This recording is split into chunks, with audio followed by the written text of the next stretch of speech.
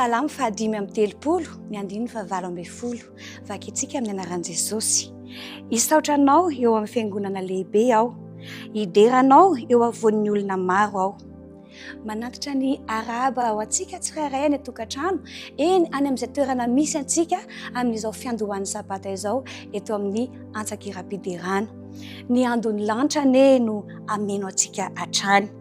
Antsoiny namana izay mbola tianao hiaraka amintsika hidera amin'izao fotoana izao. Ny korala hiaraka amintsika anio dia ny korala avy eo amin'ny fiangonana Adventiste Ambohidratrimo, dia tsy iza izany fa ny Akon'ny lanitra.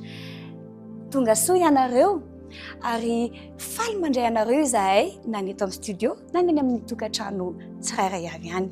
Tsy andry ela isika fa andeha tonga dia atombosika ny fiderana miaraka amin'ny korala Akon'ny lanitra.